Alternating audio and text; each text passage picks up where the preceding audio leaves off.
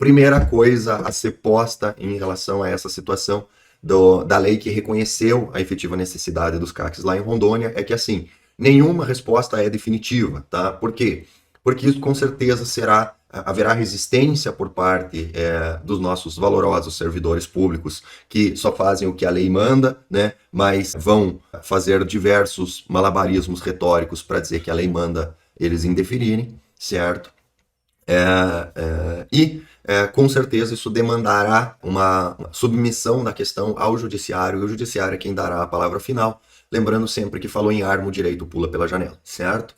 Então, vamos analisar a questão de forma acadêmica, técnico-acadêmica, certo? Então, essa é a primeira parte da live. A segunda parte é a questão prática, o que a gente faz com essa formação técnico-acadêmica, e lá ao final eu darei uma olhada no chat para tentar responder as perguntas, as dúvidas que surgem, tá? Então, assim, é certeza que vai ser indeferido? Não, não é certeza. É certeza que vai ser deferido? Não, não é certeza, tá? É só, então, juntar a documentação dizendo que eu sou CAC que vai ser deferido? Não, não é assim que funciona, certo? Então, como tudo na vida, é um jogo de xadrez, certo? E o objetivo dessa live é apresentar as bases teóricas para que você, pelo menos, saiba olhar para o tabuleiro, entender aonde estão posicionadas as peças e daí fazer o seu movimento nesse jogo de xadrez que se apresenta, tá? Então, qual é a situação? A situação foi aprovada lá em Rondônia, uma lei de um artigo só, que não dá porte para ninguém, certo? Ele apenas, através do uso democrático dos poderes conferidos à Assembleia Legislativa Estadual, tá? Ela tem um único artigo que diz o seguinte: fica reconhecido no estado de Rondônia o risco de atividade e a efetiva necessidade do porte de armas de fogo ao atirador desportivo, integrante da entidade de desporto legalmente constituídas, nos termos do artigo 9º, inciso 9º, do artigo 6º da Lei Federal 10.826. Aqui acabou saindo o artigo 62, provavelmente um erro de tipografia simples, tá? Erro formal, isso pode ser corrigido de forma simples, certo? Então, a primeira coisa é como é que você lê esse artigo, tá?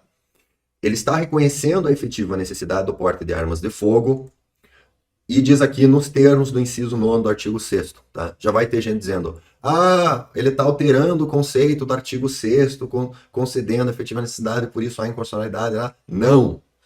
Leia corretamente o que está escrito. Fica reconhecido efetiva necessidade do porte de armas de fogo ao atirador desportivo, tá? Primeira parte da frase, certo? Integrante de entidades de desporto legalmente constituídas nos termos do inciso 9º do artigo 6º. Esse inciso 9º do artigo 6º é referente ao conceito de atirador desportivo. Tá? Só isso. Tá? Aqui, a referência à lei é uma referência ao conceito, tá? Ao CAC. Tá? Então, ele só está dizendo aqui, na primeira parte do artigo, o reconhecimento do risco da atividade, certo? Vamos aos argumentos de inconstitucionalidade. A lei estadual não pode dar porte. Correto. 100% correto. Se uma lei estadual der porte, criar uma categoria nova na lei federal é inconstitucional, certo? É inconstitucional. Se a lei estadual alterar o conceito original da lei federal, está errado. Lei estadual não pode alterar texto ou conteúdo de lei federal. Seria inconstitucional. Essa lei não faz nem uma coisa nem outra. Ela faz uma referência a um conceito existente na lei federal e apenas diz que o governo estadual, né, o estado de Rondônia, reconhece que há efetiva necessidade, certo? Então, a alegação de invasão de competência, etc., ela é falsa e eu mostro para vocês que é falsa, tá? Por quê? Porque se a gente olhar a Constituição Federal, as competências estão estabelecidas no capítulo 2, tá? O artigo 20 diz aqui o que são bens da União, o artigo 21 diz a competência da União, certo? E o artigo 22 estabelece as competências privativas da União, tá? O que é competência privativa? É aquilo que só a União pode falar. Então, tentativas anteriores de fazer esse tipo de lei elas eram inconstitucionais pelo fato de que invadiam competência privativa da União, certo? E aonde está essa competência privativa? Está aqui, ó. Compete privativamente à União legislar sobre direito civil, comercial, penal, processual, eleitoral, agrário, espacial e do trabalho. Então, existiam alguns entendimentos, a meu ver, equivocados, de que ao você criar uma nova classe com direito ao porte de arma, certo? Então, é concedido o porte de arma estaria havendo invasão na competência da esfera penal, tá? Eu discordo dessa tese pelo fato de que a Lei 10.826, ela é uma lei híbrida. Então, ela estabelece políticas, nessa parte que estabelece políticas não é direito penal, e estabelece crimes e penas. Essa parte é direito penal, certo? Então, aqui é competência privativa da União. O que vem antes não é competência privativa da União, tá? Então, esse argumento não estaria válido nem naquela situação anterior, tá? Aí a gente tem algumas outras questões aqui, certo? A gente teria aqui que poderia ser colocado em relação às situações anteriores Vou voltar aqui. Essa parte aqui, ó. Competência da Polícia Federal e das polícias rodoviárias e ferroviárias federais, tá? Então, essa é a argumentação que diz que você não pode dar porte, tá? Porque aqui sim, a Lei 10.826, ela trabalha uma operacionalização de competências da Polícia Federal e do Ministério da Justiça. Estão vendo aqui? Certo? Então, quando você altera o artigo 6º aqui, você, em tese, estaria, por lei estadual, mexendo na competência da Polícia Federal e das polícias rodoviárias federais, certo? Por isso que seria inconstitucional, tá? Mas eu trago para vocês um paradigma aqui que demonstra que nesse caso específico, onde não se está alterando por lei estadual as regras da competência da Polícia Federal e Polícia Rodoviária Federal, um artigo muito importante que diz o seguinte: é competência privativa da União estabelecer normas gerais de licitação e contratação em todas as modalidades para as administrações públicas diretas, autárquicas e fundacionais da União, Estados, Distrito Federal e municípios, obedecido o disposto no artigo 37 e tal, para as empresas públicas e sociedades, tá? Então, o que acontece? Lei de licitação, em tese, é por lei federal, certo?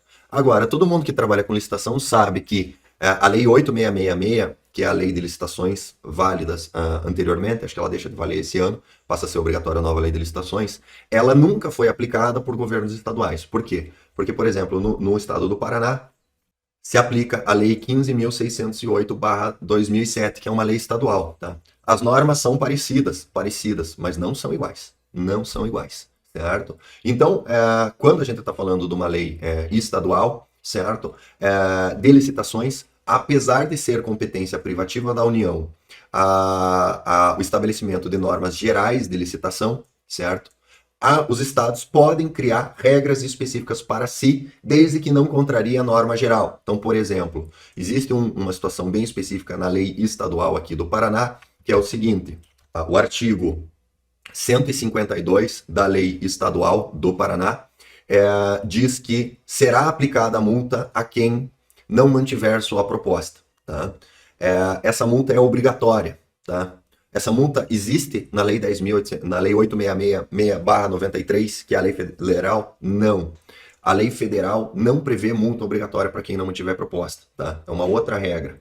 Pode ser aplicada a multa se for prevista no edital. No estado do Paraná, a multa é obrigatória. A multa é obrigatória, tá? Então, qual que é a diferença? Existe uma regra geral que, se você não mantiver a sua proposta, ou a lei federal prevê que você pode sofrer uma multa, mas caso a caso analisado, o responsável pode aplicar advertência, multa ou impedimento, certo? No estado do Paraná, a regra é um pouquinho diferente, ela é um pouco mais restrita.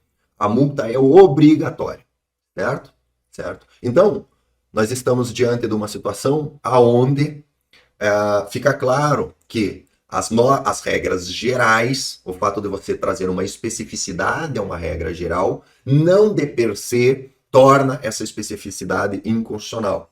E aqui no presente caso nós temos o seguinte: um reconhecimento de efetiva necessidade pelo governo local passando pelo critério de formação de legislação, certo? César, em que condição, aliás, esqueci de pôr na tela, né? César, em que condição essa lei seria inconstitucional? Essa lei seria inconstitucional se ela tornasse obrigatório que o delegado deferisse esse porte de arma, tá? Então, assim, veja bem, o que essa lei diz, de fato?